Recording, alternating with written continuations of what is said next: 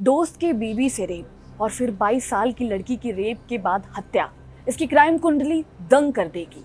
नई दिल्ली में सामने आई सनसनीखेज रेप और मर्डर केस ने पूरे शहर को झकझोर कर रख दिया है। एक आईआरएस अधिकारी की 22 वर्षीय बेटी के साथ हुई इस दरिंदगी ने न सिर्फ कानून व्यवस्था पर सवाल खड़े कर दिए हैं, बल्कि समाज को भी गहराई से सोचने पर मजबूर कर दिया है। नमस्कार, मैं साक्षी सिंह और आप देख रहे हैं जी मीडिया का डिजिटल प्लेटफॉर्म। इस मामले में गिरफ्तार आरोपी राहुल मीना ने पूछताछ के दौरान कई चौंकाने वाले खुलासे किए हैं। पुलिस के मुताबिक सबसे हैरान करने वाली बात ये रही कि आरोपी ने अपने अपराध को लेकर कोई पछतावा नहीं दिखाया। उसने बेहद सामान्य अंदाज में कहा है कि अगर पीड़िता उसे पैसे दे देती तो ये घटना नहीं होती। आरोपी ने ये भी बताया है कि उसका मकसद सिर्फ पैसा हासिल करना था। वो पहले इसी परिवार के यहाँ काम कर चुका था और घर की पूरी व्यवस्था से वाकिफ था। उसे पता था कि घर में कौन कब मौजूद रहता है और कब नहीं। इसी जानकारी का फायदा उठाकर उसने वारदात को अंजाम दिया। जांच में सामने आया है कि आरोपी ने घर में घुसने के लिए झूठ का सहारा लिया।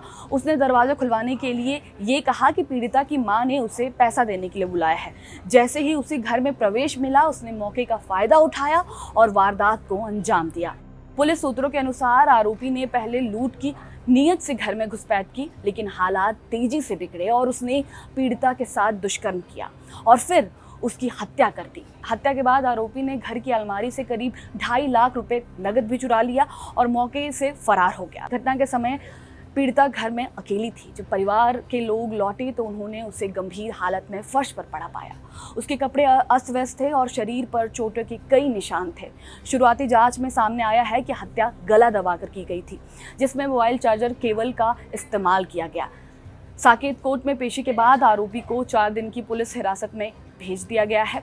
पुलिस का कहना है कि इस दौरान घटनाक्रम को विस्तार से समझा जाएगा। साथ ही फॉरेंसिक और डिजिटल सबूतों की पुष्टि भी की जाएगी ताकि केस को मजबूत बनाया जा सके। सीसीटीवी फुटेज और चश्मदीदों के आधार पर पुलिस ने आरोपी को ट्रेस किया है और कुछ ही घंटों के भीतर उसे गिरफ्तार कर लिया है। जांच एजेंसियां अब आरोपी के पिछले रिकॉर्ड, उसके व्यवहार और संभावित अन्य अपराधों की भी जांच कर रही है। फिलहाल ये मामला सिर्फ एक नीच अपराध का ही नहीं, बल्कि ये दिखाता है कि किस तरह भरोसे का फायदा उठाकर अपराध को अंजाम दिया जा सकता है। समाज के लिए ये एक गंभीर चेतावनी है कि सुरक्षा को लेकर चौकसी और जागरूकता कितनी जरूरी है। फिलहाल पूरे देश की नज़र इस केस पर है और हर कोई ये जानना चाहता है कि इस दरिंदगी के पीछे की पूरी सच्चाई क्या है और आरोपी को कब तक सख्त से सख्त सजा मिलती है।